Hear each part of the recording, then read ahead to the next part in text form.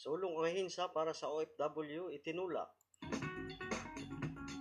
Isa pang ahensya ng gobyerno ang gustong itatag ng isang senador upang mas silbing one-stop umbrella agency na tututok sa proteksyon ng overseas Filipino workers OFW ng kanilang pamilya.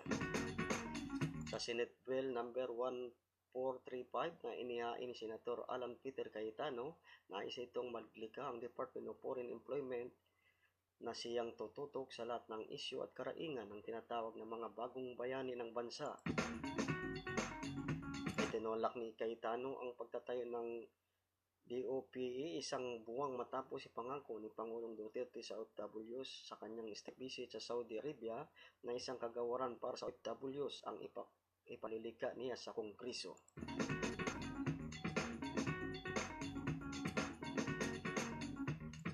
Ipinaliwanag pa ni Cayetano na bawat taon tinatayang 2 milyong Pilipino ang umalis ng bansa dahil sa kahirapan at kawalan ng trabaho sa Pilipinas. Dahil dito, napilitang patulan ng migrant worker ang mahihirap na trabaho sa isang bansa at mga among mapang-abuso sa empleyado. Despite the existence of agencies to protect the OFW and their families continue to face numerous problems and challenges such as illegal recruitment, employer abuse, inadequate benefit, inefficient and ineffective delivery of services, and the lack of representation in the agencies that are supposed to protect and promote the rights ayon sa senador. Hence, there is pressing need to prioritize the creation of the agency that would manage, harmonize, and strengthen existing policies and programs to address the need of foreign Filipino employment, dagdag ni Cayetano. Kakambal ng panukala ang paglikha ng 1 bilyong OFW Distress in Assistance Fund upang may mahugot ang gobyerno para sa financial support ng inabusong OFW, panggastos sa rehabilitation at provision sa life savings fund sa panahon ng emergency.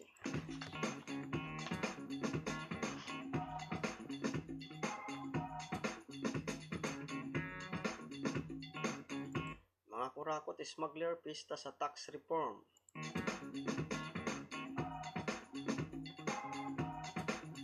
Panalo ang mga smuggler at mga tiwaling tax collector sa tax reform package na pinasa ng mababang kapulungan ng Kongreso, subalit bibigat naman ang buhay ng mga ordinaryong mamamayan.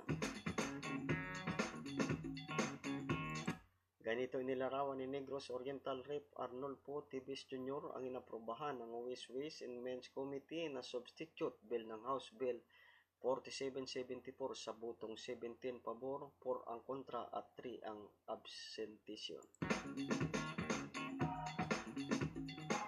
Approval of the tax reform will the world expose additional taxes on fuel will essentially exempt smuggler and corrupt state revenue collectors from prosecution ayon kay Tibes.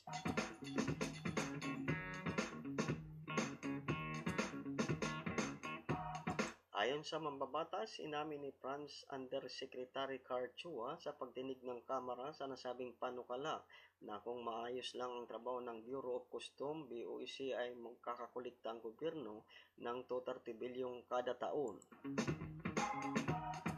Ang halagaan niya itong mas mataas ng 16 bilyon sa 2014 na nagnanais ng gobyerno na makakolekta sa pagpapataw ng 6 excise tax sa bawat litro ng diesel, kerosene at iba pang produktong petrolyo. Dahil dito, nais na mababatas na ayusin muna ang koleksyon hindi lamang sa BOEC kundi sa Bureau of Internal Revenues BIR bago ipasa ang nasabing panukala dahil ang tatamaan dito ay ang mga karaniwang mamamayan.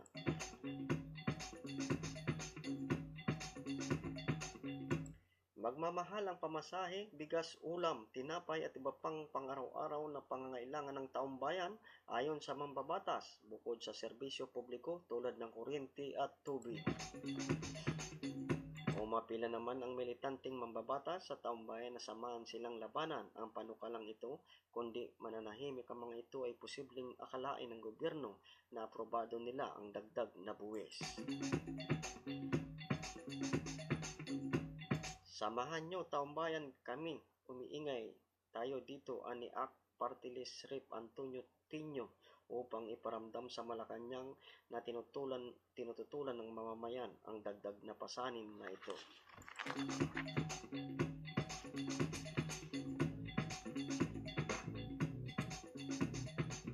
10% ng 25 milyong pamilya minamaniho ng solo parent. Maglalaro sa 14% hanggang 15% sa humigit kumulang na 25 milyong pamilya sa Pilipinas ay ipinagtatakbo ng solo female parent na kinabibilangan ng Department of Social Welfare and Development DSWD Secretary Judy Tagiwalo. Ito ang napag-alaman sa House Bill 878 na itinakda ni Yaka Party List Rep. Binhar Lopez na isa sa 11 na panukalang batas na nais bigyan ang mga dagdag na pribilehiyo. Ang mga sulong parents ng pagbibigay ng 7 araw na parental leave kada taon sa trabaho, scholarship sa kanilang mga anak hanggang matapos sa kolehiyo at alokasyon sa mga housing project ng gobyerno na halos katulad din ng House Bill 3498 na itinakda ni Quezon City Rep. Alfred Vargas maliban sa 7 araw kada 6 na buwan ang ibibigay na parental leave sa mga sulong parents.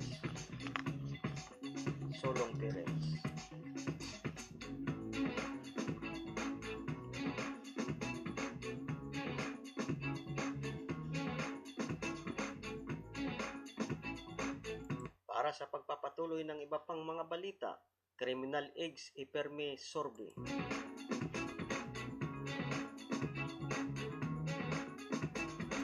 Mas nakakaraming Pilipino umano ang nais na maipako pa rin sa 15 anyos ang pinakamababang edad na mapapanagot sa mga krimen.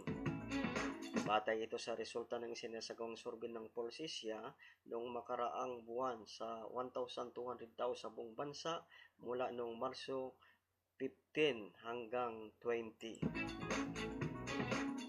Lumabas sa survey na 55% ng mga Pilipino ang pabor na mapanatili ang minimum age sa 15 anyos habang 20% ang nagsasabi na dapat ay ibaba pa ito sa 12 anyos habang 9% ang umihirit na ibaba sa 9 taong gulang.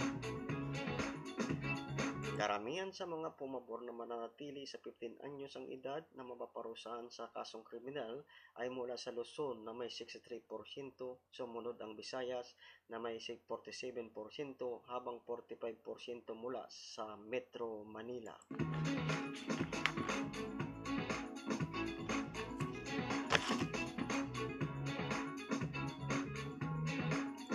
Probe sa pagkamatay ni ASG Saad. Matapos makarating sa kaalaman ni PNP Chief Detective General Ronald De La Rosa, agad nitong iniutos na imbestigahan ang pagkapatay sa naarestong ASG member habang inililipat ng kulungan kahapon ng madaling araw sa Bohol. Ayon kay De La Rosa, standard operating procedure ng PNP na imbestigahan agad ang nasabing insidente ng pagkakapatay kay Abu Saad Kiram. May mga tanong kasi kung bakit ibinibiyahe o inililipat ng district jail si Saad at kung bakit kailangan ay madaling araw pa pahayag ni De La Rosa. Napag-alaman na napatay bandang alas 2:30 ng madaling araw si Saad matapos umanong mag-agaw ng baril sa isa nitong police escort ng mabigong makatakas habang ibinibiyahe para ilipat ng kulungan sa Cortez kung saan ito ikukulong sa BJMP facility.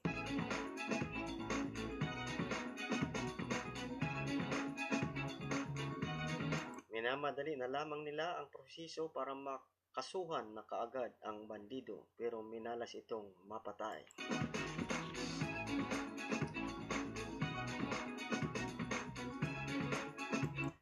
27 sayap sumurinder. Zamboanga City, inanunsyo kahapon ng militar ang pagsuko ng 27 umano'y mga Abu Sayyaf, militanteng kabilang ang 3 SAP leader sa Basilan at Sulu, province sa Muslim Autonomous Region sa Mindanao.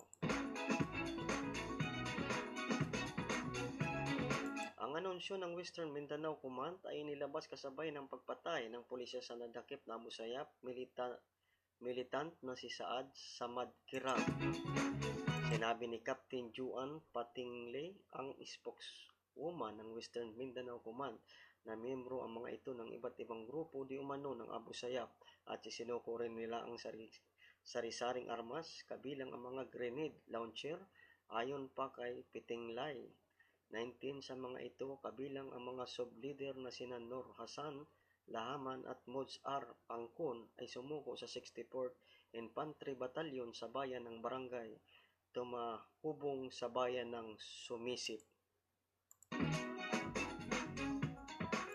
Apat na iba pa na sina Pata Salapudin, Asbi Salapudin, Sayyadi Salapudin at Arsi Salapudin na pawang tagabayan ng Haji Muhammad Adjul ang sumuko rin sa militar at sabit umano ang mga ito sa March 23 hijacking ng cargo ship Super Shuttle sa karagatan ng Basilan. Apat rin ang sumuko sa bayan ng Indanan sa Sulu.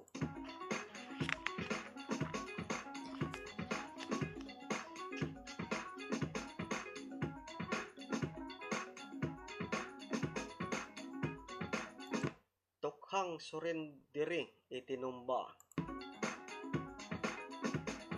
Lianira Nueva Ecija, niratrat ng mga di nakikilalang kalalakihan ang isang 50 anyos na pinaratangang miyembro ng robbery hold-up gang habang nagpuputol ng sanga ng punong mangga noong Huwebes ng umaga sa kahabaan ng Rizal, Pinagpanaan Road, sakop ng Barangay Mabini, Rito. Sa nakalap na ulat ng Abanti sa tanggapan ni Mayor Ronnie Pascual, kinilala ang napatay na si Raymond Mariano Evangelista, residente ng Barangay Mabini sa bayang ito na binawian ng buhay sa Premier Medical Center sa Cabanatuan City.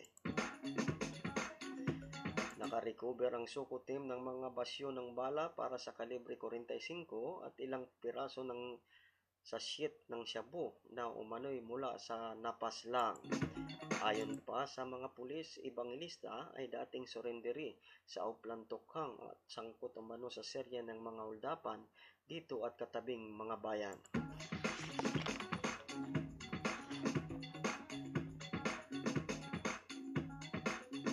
Ambos mi itinanggi ni Atong.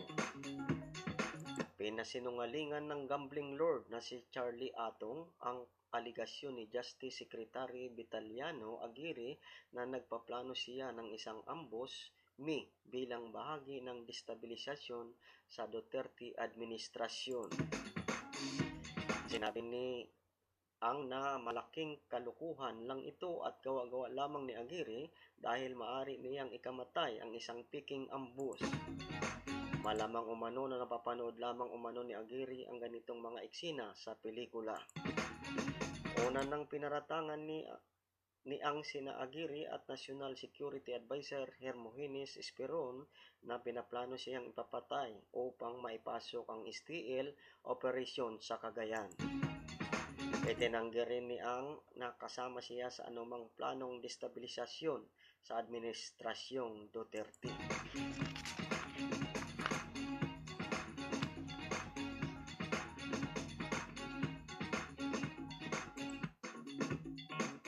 Suporta sa bitay, gumiwang.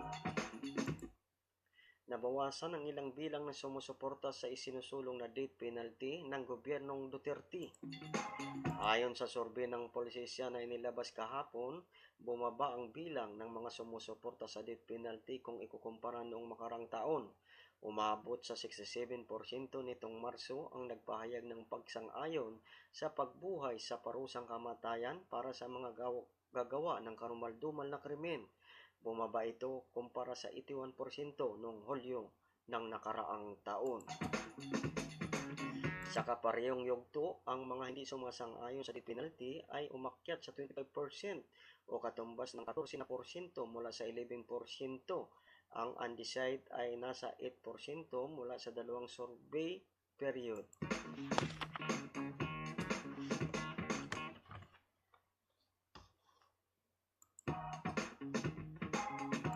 namatay sa siksikang kulungan, 26 na.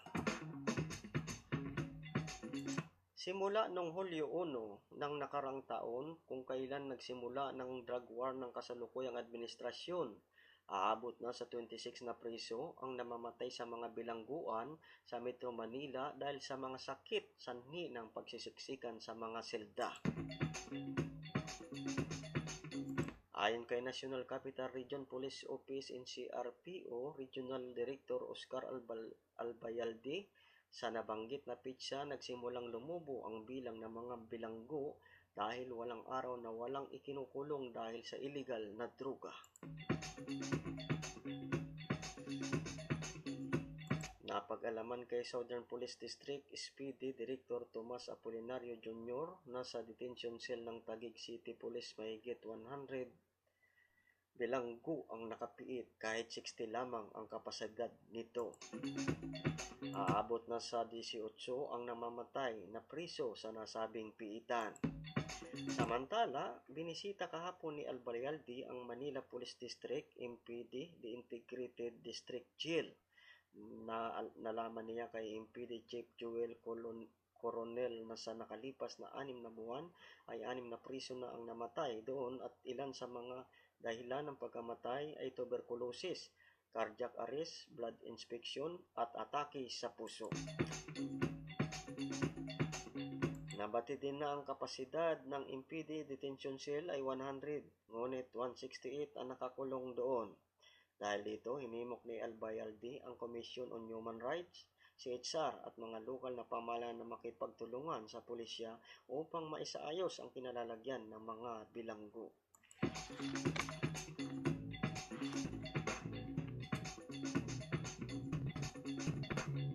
Palasyo disappointed kay Calamards.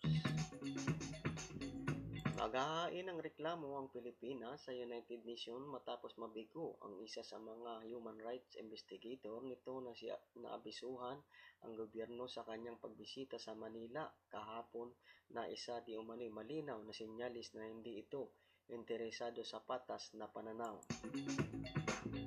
Si Dr. Agnes Calamard, UN Special Rapporteur in Extrajudicial Summary, ay nagbigay ng katalumpati sa Policy Forum na inorganisa ng Pre-Legal Assistance Group, PLAG, Anti-Death Penalty Task Force na ginanap sa University of the Philippines, Diliman, Quezon City kahapon. Sinabi niyang hindi opisyal ang kanyang pagbibisita sa bansa.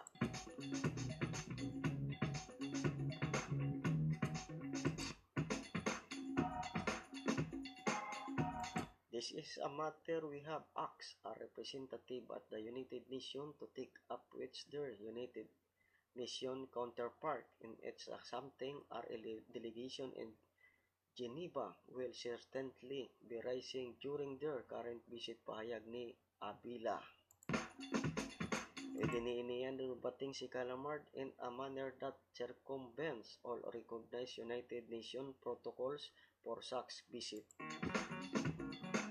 We are disappointed that in not contacting our government in advance of this visit, she has sent a clear signal that she is not interested in getting the objective perspective on the issues that are the focus of the responsibility, ani Abila.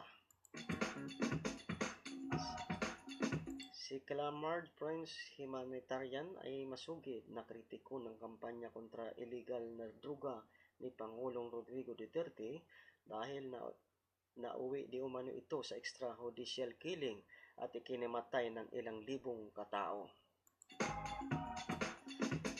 Ipinaalala ni Abila na iniimbitahan ng gobyerno si Calamard na bumisita sa Pilipinas noong Setyembre 2016, ngunit hindi ito sumagot sa imbitasyon.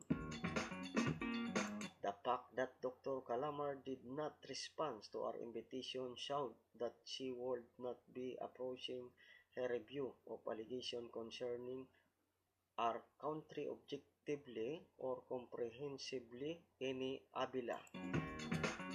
Sa kanyang talumpati, sinabi ni Calamard na sa halip na epektibong resolbahin ang problema sa illegal drugs, nagpatupad ang gobyernong Duterte ng hindi maayos na plano at estratehiya na lalong magpapalala sa problema. Badly doubt all still conceived drug policy not only fail to address substantively drug dependency, drug-related criminality, and the drug trade. They had more problems, sabi ni Calamard.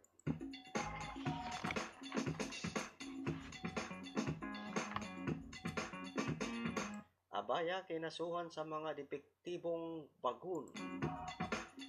Nagsampa kahapon ng corruption charge ang isang anti-graft group laban kay dating Transportation Secretary Joseph Emilio Abaya, bunsod ng umano'y pagbili sa palpak ng mga train coach mula sa China sa ilalim ng nakaraang administrasyon.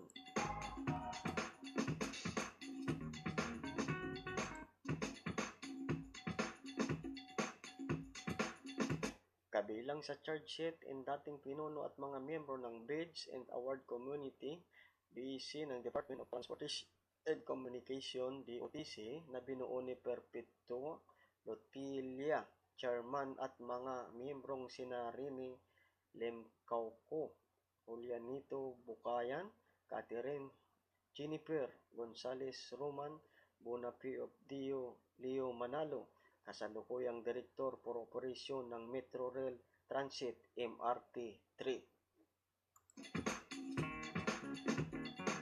Sa pagsasampa ng kasong kriminal, sinabi ng Anti-Trapo Movement ATM of the Philippines Chairman na si Leon Peralta na ang kinakasuhan ang respondents sa paglabag sa Anti-Graft and Corrupt Practices Act sa pagpasok sa umano'y maanumalyang kontrata sa daliang locomotive and rolling stock CEO ng China. Sinabi niya na lubhang nalamangan sa kontrata ang pamahalaan dahil ang na-deliver na mga bagon ay hindi kompleto at hindi umaandar, kaya naman hindi pa magamit ang mga ito. Ayon kay Peralta, ang naturang mga train coach ay walang signaling module na gigiya sa mga train upang umiwas na makipagbanggaan sa iba't ibang tumatakbo sa riles. Sinabi niya na hindi umano natupad ng dalian ang nakasaad sa kontrata, kaya nagdulot ito ng pinsala sa mamamayang Pilipino at sa gobyerno. The non-operation dalian made coaches likewise resulted in the loss for bucks beef card revenues amounting to millions pesos, dagdag ni Peralta.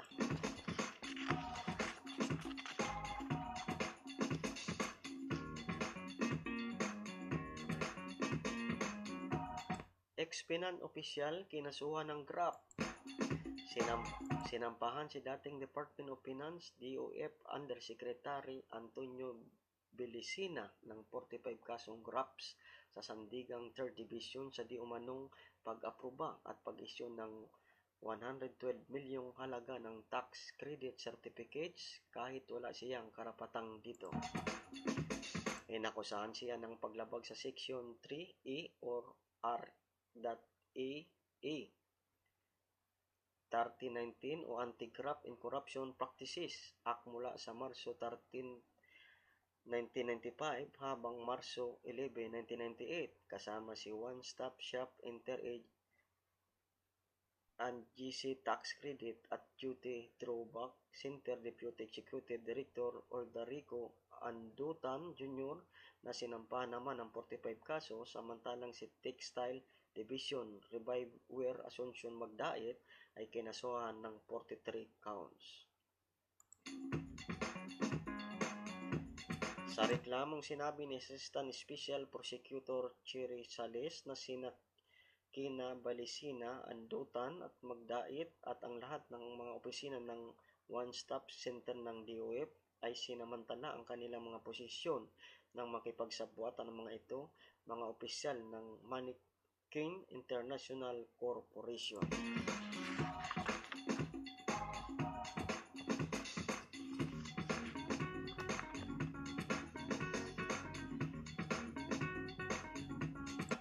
Washington AFP, pahina ang pagkahumaling ng mga tao sa tablet ngayong taon.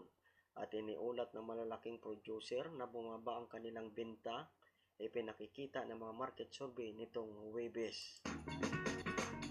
Iniulat ng IDC ang 8.5% pagbaba sa global tablet shipment ng 36.2 milyon. Ito ang pag-10 sunod-sunod na quarterly decline para sa tablet, sinabi ng IDC. Sa iwalay na survey ng Strategy Analytic, nasa 10% ang pagbaba para sa quarter.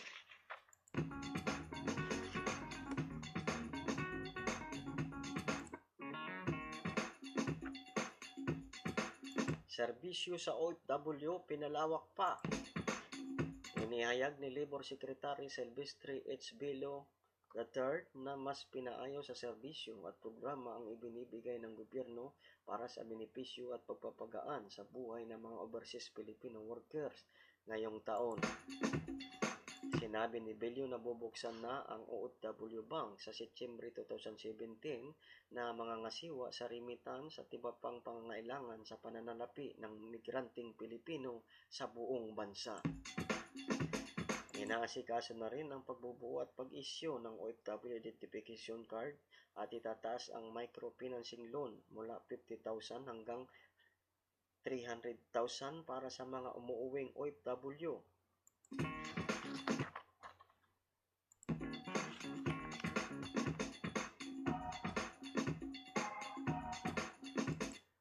Warriors ibinaon ang Jazz sa 2-0.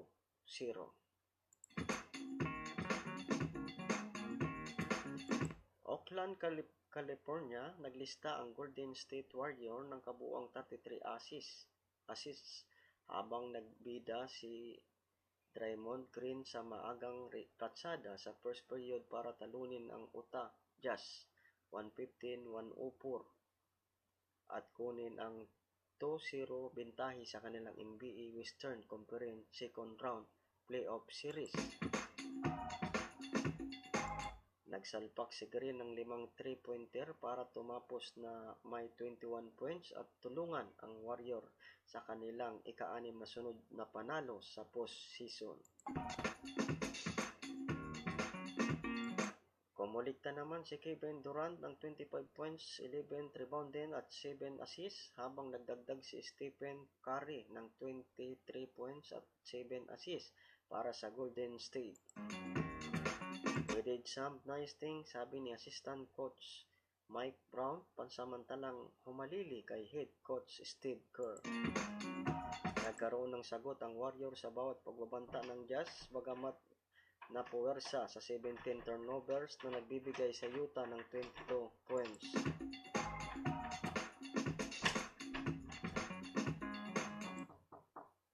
Kumamada si Gordon sa Hayward ng 33 points para sa Jazz na naglalaro ng wala si injured point guard George Hill.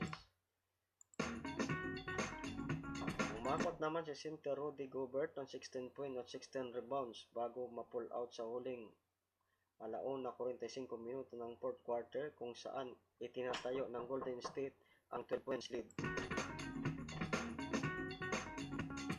Sa Washington, binalikan ng Wizards ang Boston Celtics 116-89 para sa kanilang 1-2 agwat sa Eastern Conference semifinal series nila. Naglista si guard John Wall ng 24 points para sa Washington.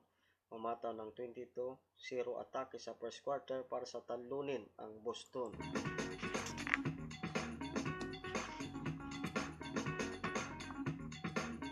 Nasa kuting abo, nagtangkang tumakas, utas.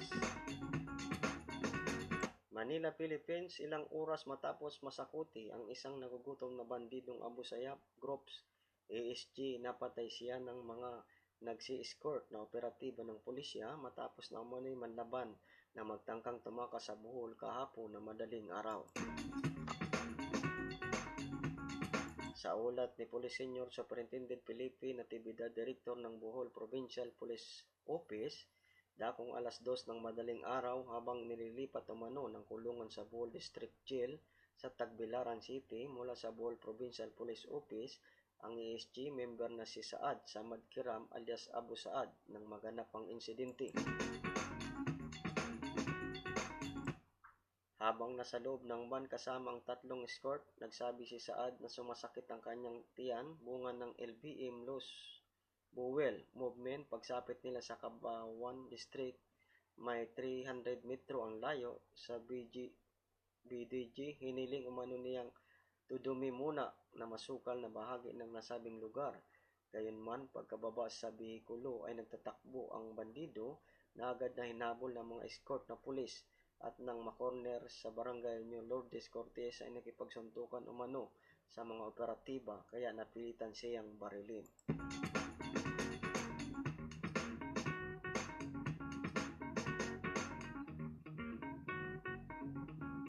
Nagtamo ng tama ng bala sa dibdib, liig at ulo na idineklarang dead of arrival si Saad sa gobyernong Celestino Galares Memorial Hospital dakong alas 5 ng umaga kahapon.